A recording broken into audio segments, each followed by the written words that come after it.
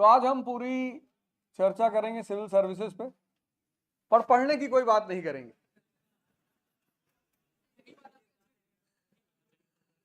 कोई पढ़ाई की बातें नहीं होगी, पढ़ने से कुछ होता नहीं है। मैंने एक प्रोग्राम शुरू किया है, उस प्रोग्राम का नाम है fourth law.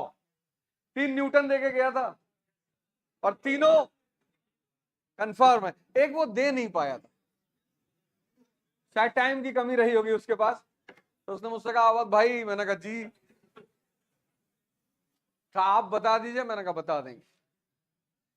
T is equal to T plus T, ये फोर्थ लॉ है। F is equal to M into A, तो T is equal to T plus T. तमन्ना इज इक्वल टू त्याग प्लस तपस्या।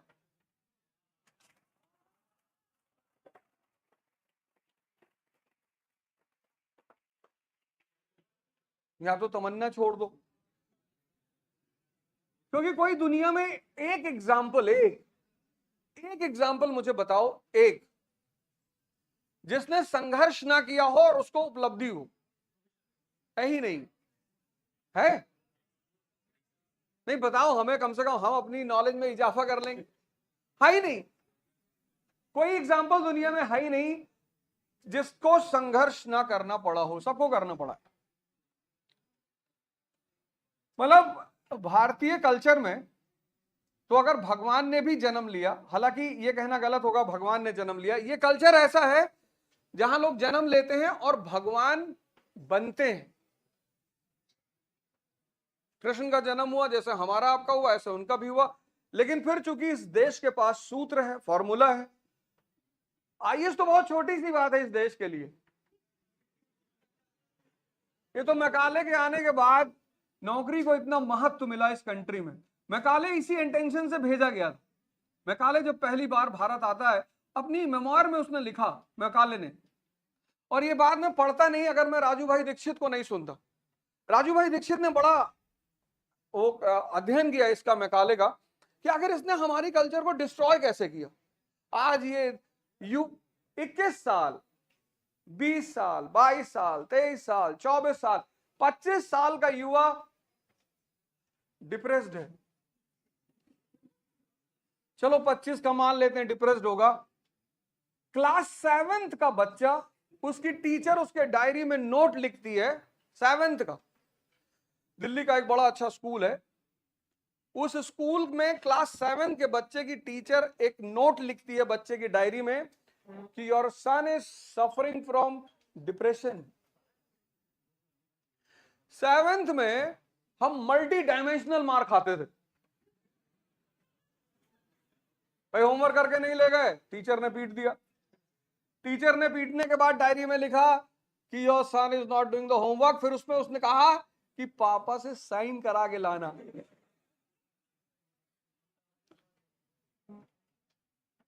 साइन करा लाए। उसने हमारे चेहरे से पकड़ लिया कि फर्जी साइन है। क्योंकि इतना उत्साह, जो आदमी 2 तरफ से मार खाएगा वो दुखी होगा क्लास में डायरी दिखाते वक्त। आप चौड़े होकर डायरी दिखा रहे हो। तो उसने बॉडी लैंग्वेज से और चेहरे के भाव से पकड़ लिया कि ना ना ना, ये नकली दस्तखत। टीचर को पता था कि ये आदमी नर्सरी से खुराफात कर रहा है। बोले पापा को बुला के लाओ। पिताजी आए, टीचर ने कहा भाई आपका बच्चा होमवर्क नहीं करता। बोले कितना करे जी, जिंदगी भर होमवर्क ही करेगा। कोई बात नहीं भाई, कभी कभी कर लिया करो। पता चला यार पापा तो उससे कुछ कहते नहीं, तो माता जी को बुलाओ। माता जी ने 2-3 डंडा रख दिया वहीं पे। टीचर बहुत खुश हुआ। हमारे टीचर बड़े खुश होते थे। अब तो टीचर मार नहीं सकते, सुप्रीम कोर्ट का ऑर्डर है कि भाई स्कूल में मार नहीं सकते। वो गलत मारते भी हैं। हम लोग को यहां मार पड़ती थी एक्यूप्रेशर पॉइंट्स पे। ये सब एक्यूप्रेशर के पॉइंट्स हैं। तो टीचर ऐसे करता था ना, हाथ करो, फिर मारता था वो। तो ये एक्यूप्रेशर पॉइंट्स एक्टिवेट हो जाते थे और हाथ पीछे करने पर और मार पड़ती थी। 7th का बच्चा अगर डिप्रेशन का शिकार है तो इस देश का भविष्य बहुत खतरे में है। हो ही नहीं सकता। तो मैकाले जब इंडिया आया, मैं बताता हूं ये कहानी कहां से शुरू होती है। मैकाले जब इंडिया आया और उसने यहाँ की किसी भी मुल्क की जो सबसे बड़ी चीज होती है वो होता है उसका एजुकेशन।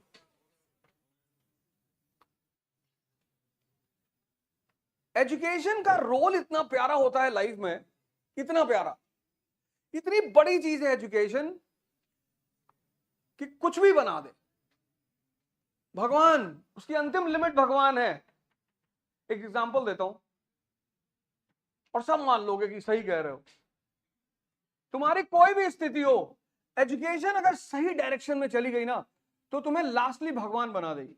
और उसका सबसे बड़ा example doctor B R Ambedkar.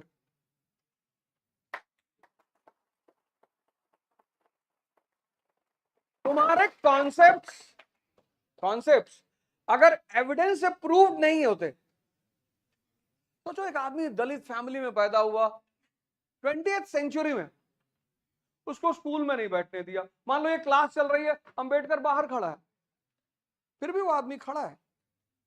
वो आदमी वहां से जा नहीं रहा है कि नहीं हमें बेइज्जती की जा रही है, मैं बाहर खड़ा के। उसका मकसद क्या है? पढ़ना। बाहर खड़ा रखो लेकिन मैं पढ़ूंगा, जमीन पे बैठाओ लेकिन मैं पढ़ूंगा।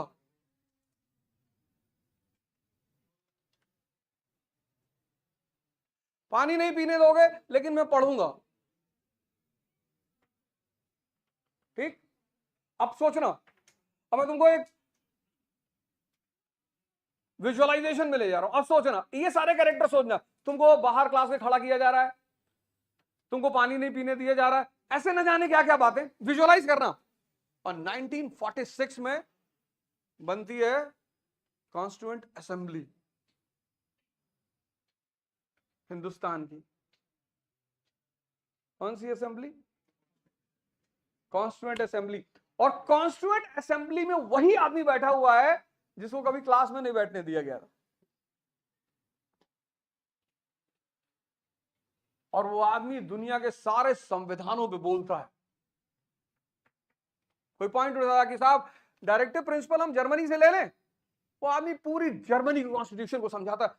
साहब उसका चेहरा देखते हैं कि भैया बोलिए, भैया भैया भैया आप बोलिए भैया।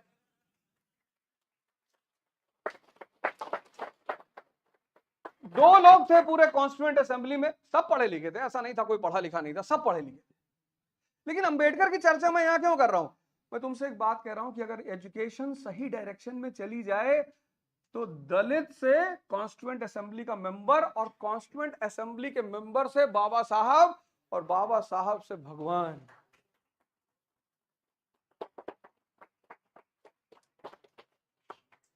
नहीं,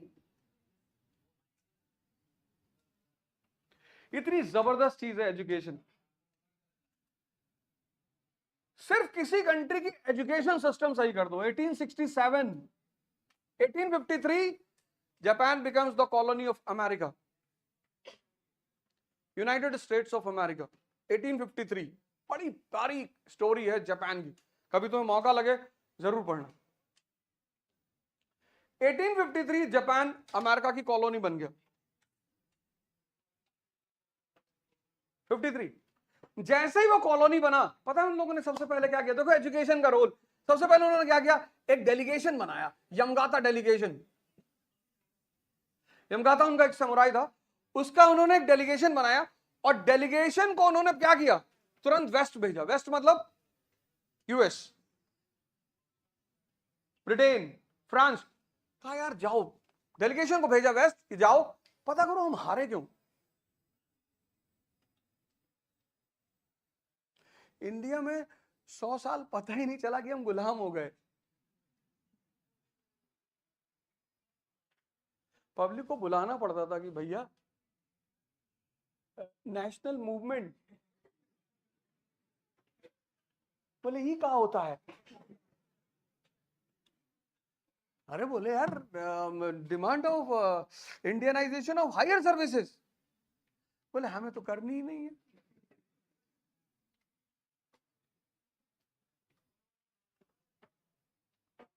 बोले भैया आपको हम लेजिस्लेचर में बैठाना चाहते हैं। बोले अब ई का बवाल है यार। 1860 में 1860s में इस देश में कितने लोगों को पता रहा होगा लेजिस्लेचर? आज नहीं पता, आज नहीं पता। पूछो किसको वोट दोगे? भैया आप जिसको कहते।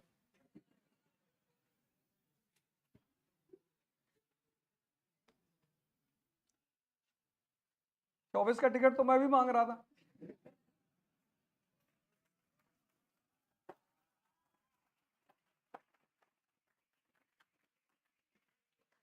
पर सब दिए नहीं। प्रयागराज से मांग रहे थे कि प्रयागराज से दे दो, पर सब दिए नहीं। बोले मास्टर तुम बोलते बहुत हो। कोई बात नहीं, 29 का लड़ेंगे और इंडिपेंडेंट लड़ेंगे।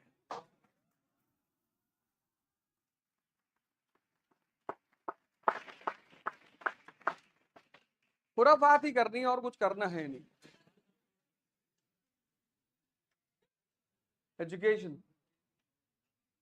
एजुकेशन का जो रोल है, मेन रोल, मैं आता हूं मैकाले की स्टोरी पे, चिंता मत करना, मैं किसी चीज को कहीं छोड़ता नहीं हूं। एजुकेशन का जो मेन रोल है, सबसे प्यारा, किसी भी कंट्री को, मेरा मानना है तुम किसी भी कंट्री को एजुकेशन उसकी बेस्ट कर दो, वो कंट्री 10 साल के अंदर डेवलपिंग से डेवलप्ड की स्टेज में आ जाएगी। सिर्फ एक काम कर दो बस, एजुकेशन। यमगाता डेलीगेशन पहुंचता है वेस्ट, 14 साल यमगाता डेलीगेशन अमेरिका में रहता है, 14 साल अमेरिका, पेरिस, लंदन, इन सड़कों पे घूमता है। 14 साल बाद यमगाता डेलीगेशन जापान वापस आता है और जापान आके बताता है कि sir there are 3 differences between us and them. बोले पहला, बोले सर पहला न्यू इकोनॉमिक स्ट्रक्चर। बोले न्यू इकोनॉमिक स्ट्रक्चर? बोले हाँ साहब। बोले कौन सा? बोले सर वहां इंडस्ट्रियलाइजेशन हो चुका है सर, मशीन्स आ चुकी है सर, मशीन एज की शुरुआत हो चुकी है सर।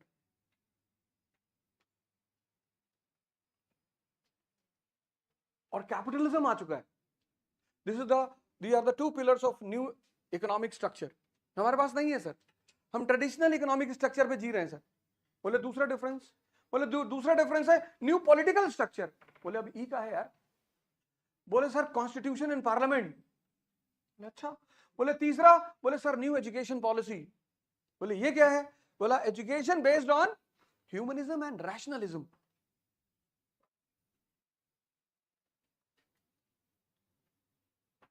यार हारना बुरा नहीं है, गिरना बुरा नहीं है, अच्छी बात है।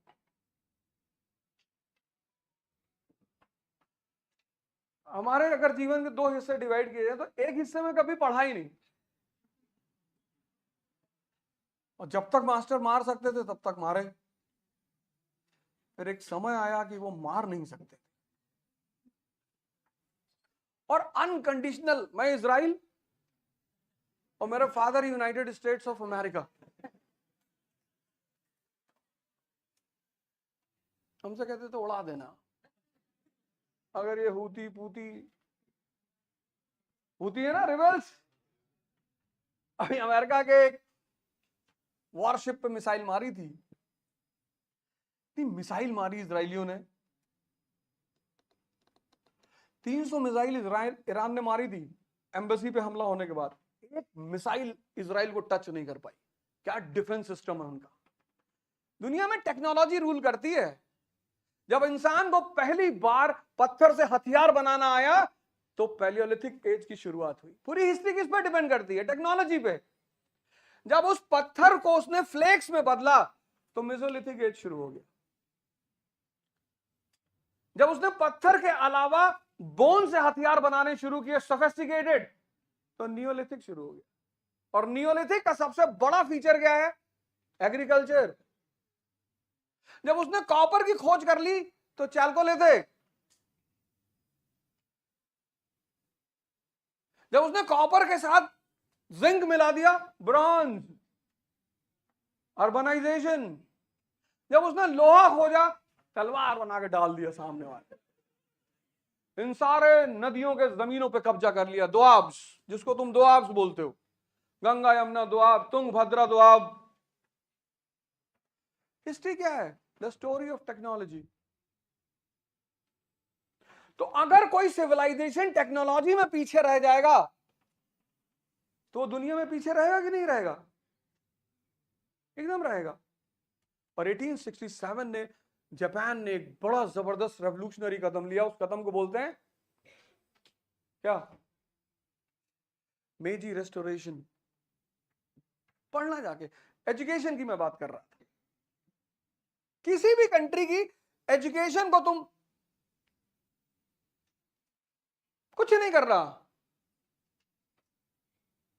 डेमोक्रेसी कब सफल होती है? जब उस देश का 80% आदमी समझे किसको? बजट को। तुमने अपने नौकर को 1000 रुपया दिया, बोले जाओ सामान खरीद के लाओ बाजार से, और तुमने हिसाब नहीं मांगा, तो वो उल्टा सीधा पैसा खर्चा करेगा कि नहीं करेगा? और तुम सालों हिसाब नहीं मांगते हो, फिर उसका गांव में अपना घर बन जाएगा। फिर वो किसी दिन मर्सिडीज जीएलएस ले लेगा और तुमसे कहेगा कि सब परमात्मा की वजह से तुम गरीब हो गए। यही तो इंडियन डेमोक्रेसी में हो रहा है। अब आज के ये नेता अगर पब्लिक से जाके जीडीपी पे बात करे, पब्लिक सो जाएगी। देखो जीडीपी कह रहा है। श्यामलाल, तुम जीडीपी जानते हो? हाँ भैया, वो जीडीपी जो है,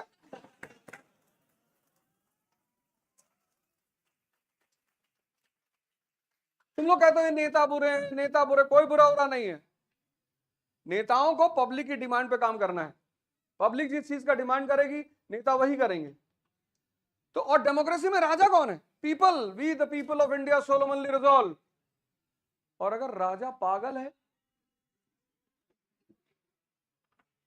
इस देश में राजा पागल है, इस देश की जनता। तो मैं काले बनारस गया। बनारस गया तो उसने देखा कि साधु संत महात्मा, उसकी नजर में तो वो गरीब थे। बनारस का राजा रथ से उतरकर उनका पैर छू रहा। उसको ये बात समझ में नहीं आई, क्योंकि उसकी कंट्री में तो ऐसा हो नहीं सकता कि कोई गरीब आदमी बैठा हो बिना कपड़े के, उसको कोई राजा आके पैर छुए। Your highness, your majesty, my lord. वो कहां छू सकते हैं पैर किसी गरीब आदमी का? मैं कहा बहुत टेंशन में आया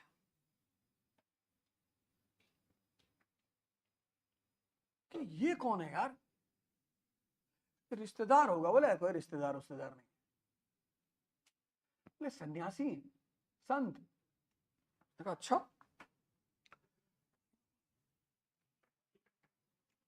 उसने कहा इनके पास क्या है?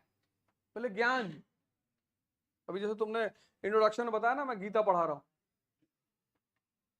तो गीता पढ़ा नहीं रहा हूं, पहली बार गीता समझ में आ रही कि कहना क्या चाहती है।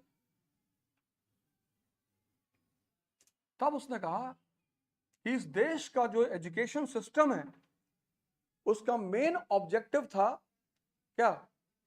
विजडम को जिंदा करना। किसको जिंदा करना? हिंदी में क्या बोलेंगे? विवेक। इस देश की एजुकेशन सिस्टम डॉक्टर नहीं बनाती थी, इंजीनियर नहीं बनाती थी, आईएएस नहीं बनाती थी, विवेक को पैदा कर, विजडम। अब उस जिसका विजडम पैदा हो गया, वो कुछ भी बन जाए। नहीं समझे? इस देश की एजुकेशन सिस्टम 1835 से पहले ना तो किसी को डॉक्टर बनाती थी, ना किसी को आईएएस बनाती थी, ना इंजीनियर बनाती थी, कुछ नहीं बनाती थी। विजडम पैदा करती थी, उसका विवेक पैदा करती थी। और जिस आदमी के पास विजडम आ गया, फिर वो कहती थी तुम्हें जो बनना हो जाओ बन लो। अब क्या हो गया? विजडम पे कोई ध्यान ही नहीं है। इतने सारे लोग क्लास में बैठे हो, इतने सारे। पता हो आर्टिफिशियल इंटेलिजेंस के बारे में? बताओ भैया। ये हंसने वाली बात नहीं है, यही तो बता, आज मैं तुम्हें बताने जा रहा हूं।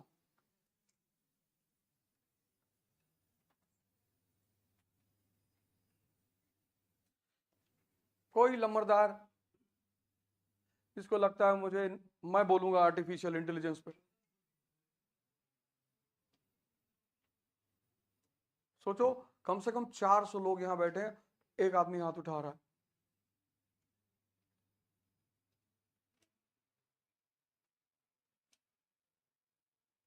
This is the failure of India's education policy. भाई आज के समय में किसी को आर्टिफिशियल इंटेलिजेंस के बारे में ना पता हो, ईरान के बॉर्डर स्टेट्स बताओ, इजराइल के, और किस कंट्री से उसका किस बात पे झगड़ा चल रहा है, तब क्या करने आए हो? ये सबके लिए है, सिर्फ तुम्हारे लिए नहीं है।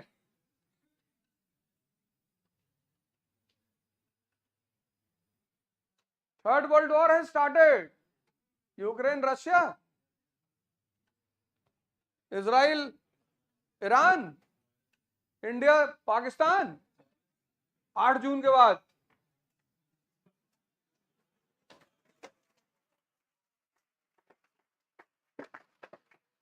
आठ जून के बाद कहा है, 8 जून नहीं कहा है।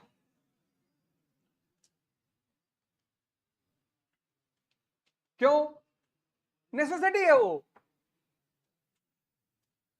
8 जून के बाद कभी भी पीओके हमारा हो जाएगा। क्यों हो जाएगा? नेसेसिटी है हमारी, नेसेसिटी। जब बच्चे को इंजेक्शन लगाते हैं ना, तो बगल में झुंझुना पकड़ा देते हैं कि छोटा दुख को भुलाना है तो कोई बड़ा पकड़ा दो। वॉर इज नेसेसिटी, होने जा रहा है। सोचो इजराइल के तुमको बॉर्डर स्टेट्स नहीं पता, तुम क्या गुंडा बनेगा रे? परेश रावल बोलता है ना, कौन सी मूवी है, कि तुम क्या गुंडा बनेगा, तो तुम कैसे आईएएस बनोगे? तुमको जब करंट अफेयर्स, फोर्थ पिलर है प्रेस, तुम न्यूज़पेपर पढ़ ही नहीं रहे हो, कह रहे हो दूसरा पढ़ाएगा। न्यूज़पेपर की क्लासेस कर रहे हैं, अच्छा।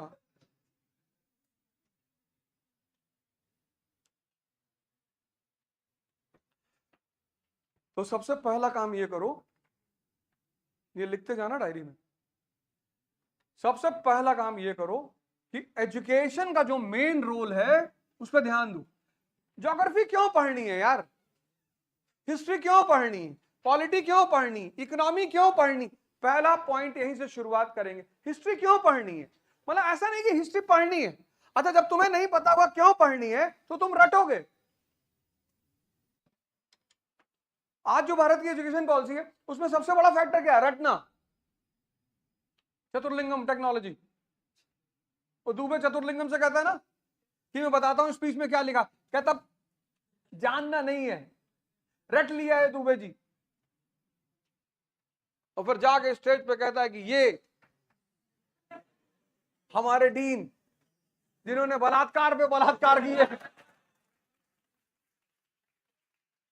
वो दुबे डीन से कहता है, कहता बोल ये रहे शब्द हमारे हैं।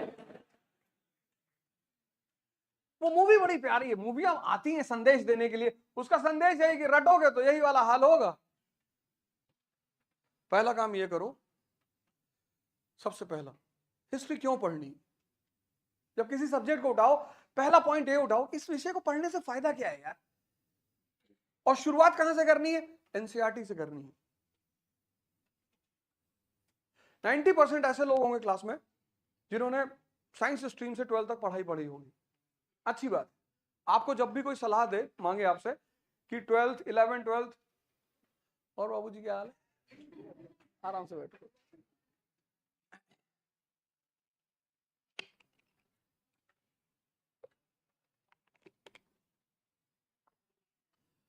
जब भी तुमसे कोई सलाह मांगे कि 11th 12th किस स्ट्रीम से करना चाहिए, उसको ये सलाह दिया करो कि साइंस से करो, क्योंकि तुम ग्रेजुएशन आर्ट्स से कर सकते हो, लेकिन तुम साइंस मतलब आर्ट्स 11th 12th करने के बाद फिर साइंस से ग्रेजुएशन नहीं कर सकते।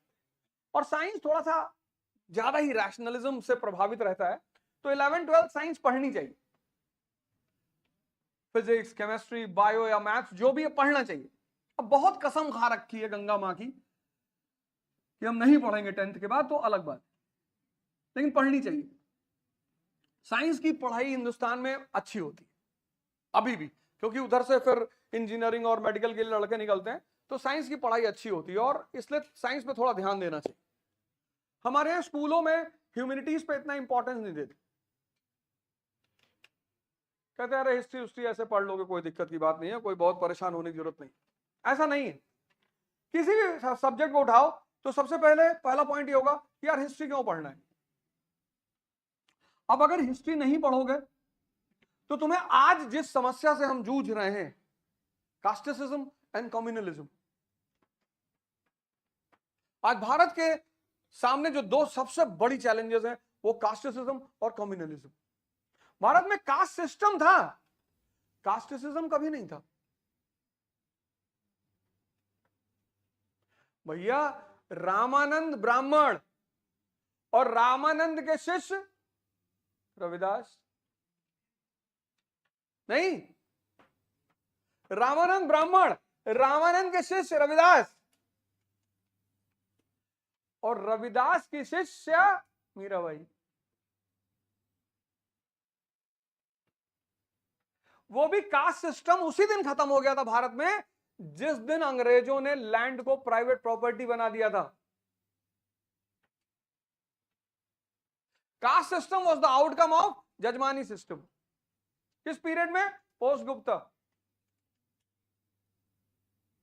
तो फिर कास्टिसिज्म क्यों पैदा किया ब्रिटिश हुकूमत ने? किस लिए पैदा किया? 1850s के बाद तुम भारत में एक स्ट्रीम देखोगे, बड़ी जबरदस्त स्ट्रीम पैदा हो रही है।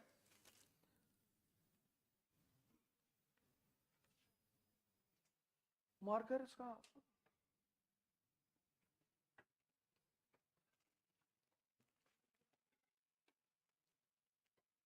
1850s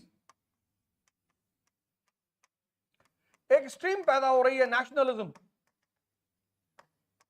राष्ट्रवाद। 1850s एक और डेवलपमेंट हो रहा है, पावर चेंज हो रही है, कंपनी से किसके पास आ रही है? क्राउन के पास। ये दो डेवलपमेंट हो रही है। 1757 से 1857 ब्रिटिश जो भारत में शासन है वो किसका है? ईस्ट इंडिया कंपनी का। तो जब भी कुछ गलत होता है और भारतीय ब्रिटिश पार्लियामेंट में जाके चिल्लाते हैं तो पार्लियामेंट तुरंत कहता है कि वी आर एक्सट्रीमली सॉरी यार, your country is ruled by a company, हम कुछ नहीं कर सकते। हालांकि इनडायरेक्टली वही रूल कर रहे थे, बोर्ड ऑफ कंट्रोल 1784, लेकिन उनके पास एक बहाना था कि सॉरी यार तुम्हारी कंट्री ये कंपनी रूल कर रही है, हम कुछ नहीं कर सकते। लेकिन अब वो नहीं कह सकते 1857 के बाद, क्योंकि 1858 का एक्ट आ गया, पावर ट्रांसफर हो गया। अब भारत का पावर किसके पास आ गया? क्राउन के पास। अब वो इस बहाने को नहीं बना सकते कि your country is ruled by a company. अब तो वेलफेयर उन्हें करना ही पड़ेगा, क्योंकि स्टेट का मुख्य उद्देश्य क्या है? वेलफेयर। और इसी वक्त नेशनलिज्म शुरू हो गया, नेशनल मूवमेंट शुरू हो गया। 1866 ईस्ट इंडिया एसोसिएशन, दादा भाई नौरोजी। 1875 इंडियन एसोसिएशन, सुरेंद्र नाथ बनर्जी। और फिर 1885 इंडियन नेशनल कांग्रेस। अब तुम देखो, अब क्राउन का इंटेंशन कोई वेलफेयर थोड़ी करना है।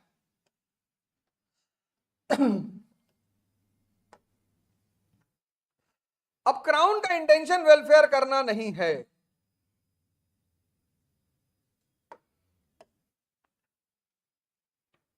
वो तो एक्सप्लॉइट करना है। तो जब तुम्हारा एक्सप्लॉइटेशन होगा तुम आवाज उठाओगे। जब वो आवाज उठाओगे तो गवर्नमेंट को सुनना पड़ेगा। लेकिन गवर्नमेंट तुम्हारी आवाज को इनडायरेक्टली दबाना चाहती है, तुम्हें उलझाना चाहती है। तो अब इस नेशनलिज्म को कंट्रोल करने के लिए दो चीजें अंग्रेजों ने पैदा की। एक communalism, this was the biggest force created by British to counter nationalism. और जहां जहां कम्युनलिज्म कमजोर पड़ जाएगा फिर वहां पैदा किया कास्टिसिज्म। तो यहां देखोगे दादा भाई नौरोजी को, यहां देखोगे सर सैयद अहमद खान को, और यहां देखोगे ज्योतिबा फूले को। तीनों पैरेलल चलेंगे।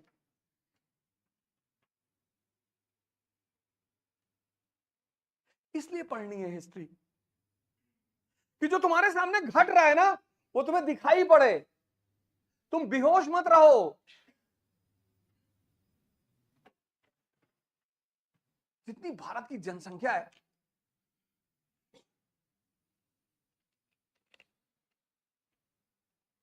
1 अरब 50 करोड़। कितने लोग बेवकूफ बना रहे हैं? 545।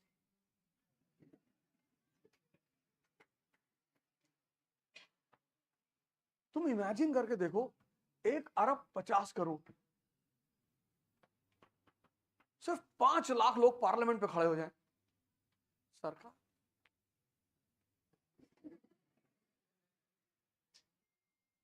फ्रेंच रेवोल्यूशन,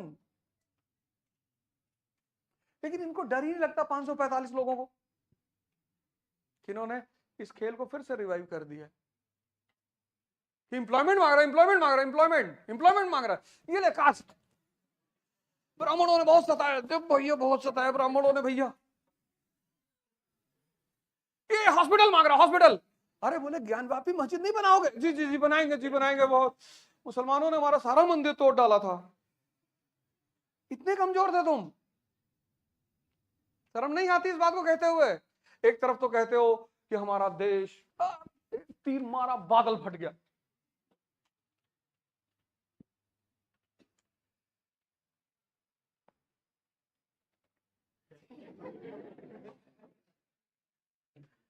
खैर तुम लोग रिकॉर्ड कर रहे हो।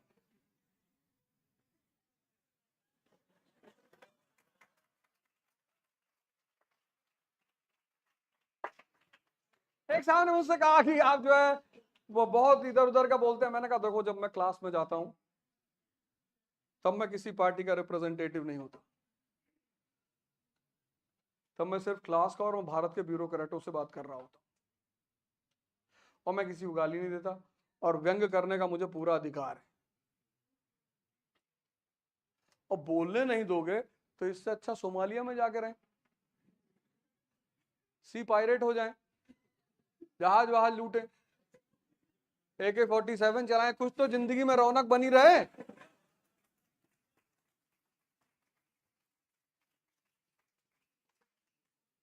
बोले तुम IAS लेकिन बोलोगे नहीं जी, फिर फायदा क्या उस शक्ति का? तुम मंत्री हो तुम, अच्छा अच्छा, पर बोलोगे नहीं। हम तो बोलेंगे, पर अगर तुम चाहोगे तो तुम्हारे लिए भी बोलेंगे।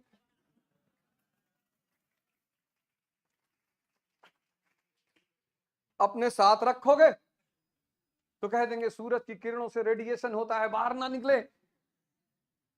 और अगर अपने विरोध में खड़ा करोगे तो कहते हैं कि देखो बाहर जरूर निकलो, सूरज की किरणों से फोटोसिंथेसिस होती है, फसलें पैदा होती हैं। यही तो शिक्षा का काम है।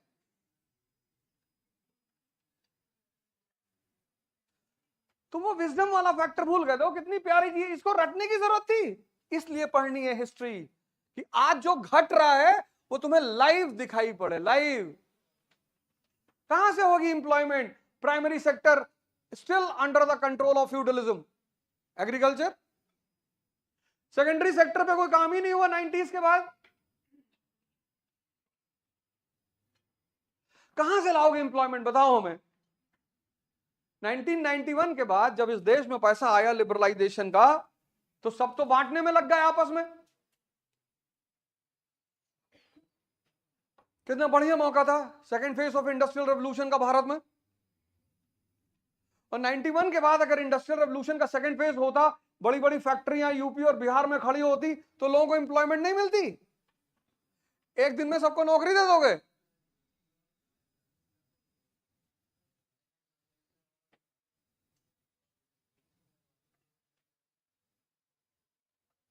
हमसे बुरी हालत थी चाइना की, पढ़ना चाइना का इतिहास। हमसे बुरी हालत थी, बुरी, दयनीय। माओ जेडोंग का पीरियड पढ़ना, पश्चिम बहुत गाली देता माओ जेडोंग को। गाली क्यों देता है? अब वही पश्चिम जो किसी जमाने में चाइना से कहता था बैकवर्ड, अनटचेबल्स, अमेरिका चाइना को अनटचेबल बोलता था। 1950s में वही अमेरिका को आंख दिखा रहे हैं चाइनीज आज कि साउथ चाइना सी में मत आना, हमारा है, हमारे पापा खरीद के गए थे। तो कैसे, आखिर ये स्थिति कैसे हुई कि जिसकी हमसे बुरी स्थिति रही हो, 76 में माओ जेडोंग की डेथ हो जाती। माओ जेडोंग उनकी इतिहास का सबसे प्यारा आदमी है। कोई बता सकता है माओ जेडोंग ने क्या गिफ्ट दिया चाइना को? एक वर्ड में बताओ कि what is the biggest contribution of Mao Zedong to Chinese history?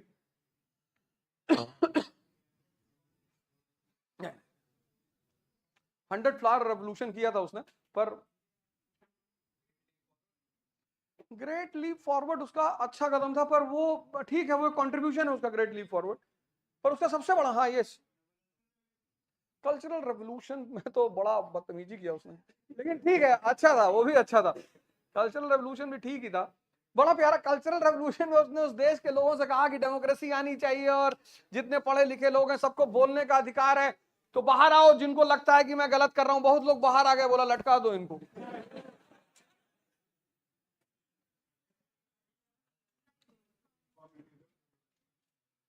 Mao Zedong का जो सबसे बड़ा काम है चाइनीज हिस्ट्री में, वो है the end of feudalism by force.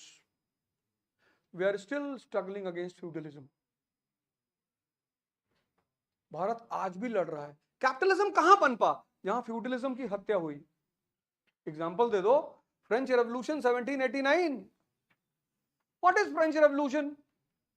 The subjugation of feudalism in France, an emergence of capitalist class as a ruling class with the emergence of parliament। और 1791 में फ्रांस का पहला कॉन्स्टिट्यूशन आता है। हम आज भी फ्यूडलिज्म से लड़ रहे हैं। माओ जेडोंग,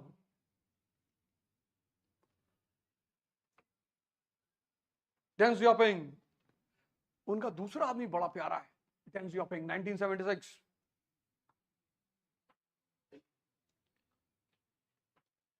अमेरिका के प्रेसिडेंट को चाइना बुलाता है, आओ गले मिलते हैं, इतना बड़ा बाजार तुम्हारे लिए क्रिएट करके रखा है।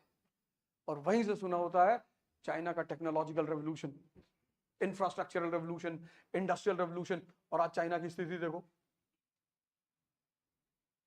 कोई ना कोई सामान तो तुम अपनी जेब में इस वक्त चाइनीज रखे ही होगे, भले चार्जर ही रखे हो।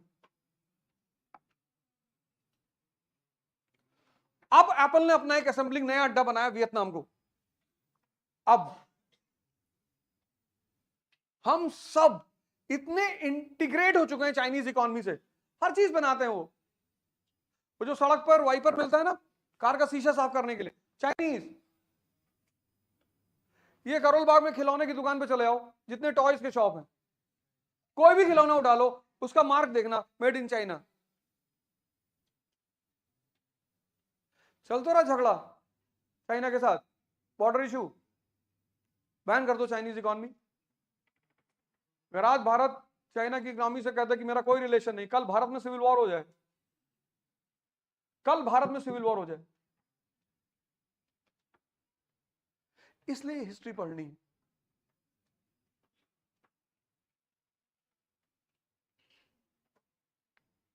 दूसरे से, जैसे तुम आज आईएएस बनना चाहते हो तो किसी आईएएस ऑफिसर से मिलना चाहते हो, अभी कुछ सिलेक्टेड लड़के आए वो तुम्हारे साथ इंटरैक्ट करेंगे, अपनी जर्नी के बारे में तुम्हें बताएंगे, उनमें से कई सारी बातें तुम्हें लगेगा कि हाँ यार हमें भी ऐसा ही करना चाहिए और फायदा करेगा तुम्हें। ऐसे ही हमें भी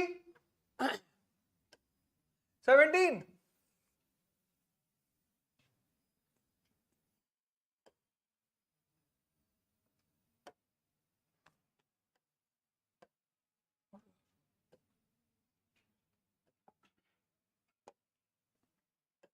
ब्लैक कलर विजिबल है,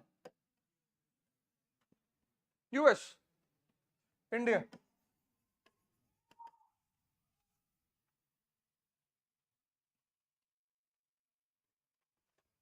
eighteen century slum area, 13 colonies, country है ही नहीं। 18 century slum area, 13 colonies of Great Britain, sorry 17 century. 17th century slum area. 18th century, this slum area becomes a nation. कौन सा revolution? American revolution. 18th century. 17 American revolution which year? 93. 1787 third Philadelphia convention. This colony becomes a nation. 18th century. 19th century it becomes an economic power. क्यों? Why? कौन बताएगा? Why it becomes an economic power 19th century? Feudalism था ही नहीं वहां. वो तो हमारे ब्रिटेनों ने बसाया, ये तो यूरोपियों ने बसाया था उसको. फ्यूडलिज्म था, ऐसा नहीं था कि बिल्कुल नहीं था. क्यों बना इकोनॉमिक पावर? कोई तो वजह रही होगी.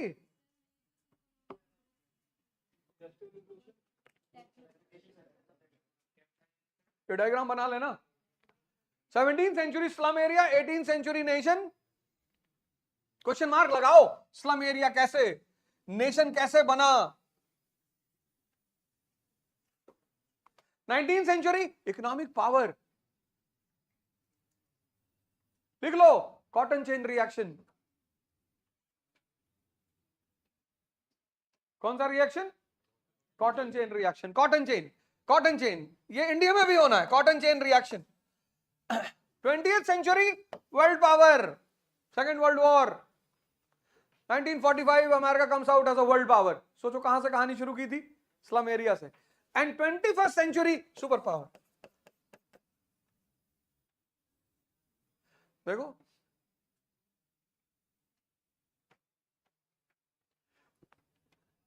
Eighteen century colony.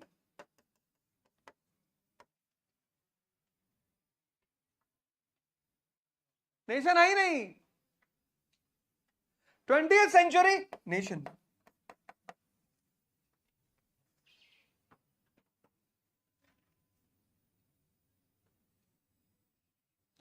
Twenty-first century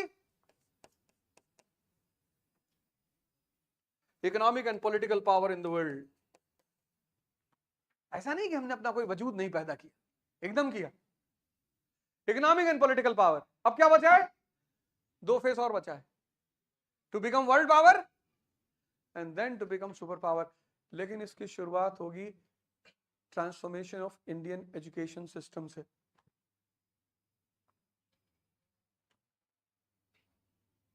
इसलिए इन सब्जेक्टों को पढ़ना है. ऐसे पढ़े कभी?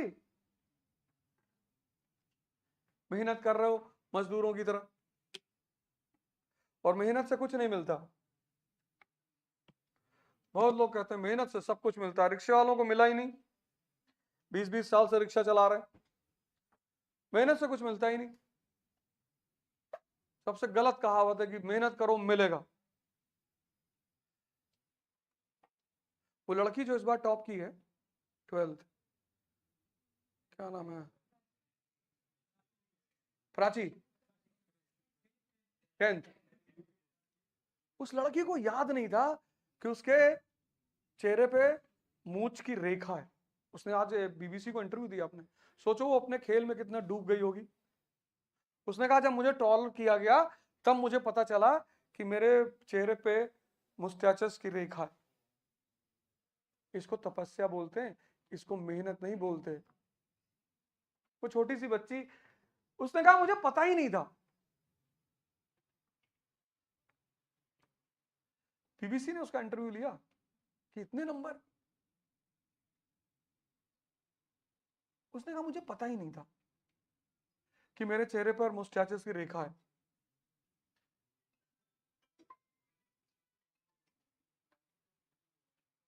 कोई भी सब्जेक्ट, पहला काम ये करो जब तैयारी करने आए हो, 2 साल लगेगा, लगना ही है. और अगर वो 2 साल तुमने ब्रेक किया तो 20 भी लग सकता है. सिस्टमैटिकली चलोगे 2 साल लगेगा. सिस्टमैटिकली काम करोगे तो 2 साल लगेगा.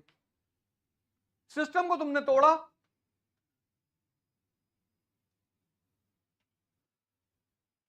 तो प्री मैच्योर जो बच्चे होते हैं ना, वो आमतौर पर मेंटली रिटार्ड हो जाते हैं. ये एक सिस्टमैटिक तैयारी है, सिस्टम के साथ चलना पड़ेगा तुम्हें।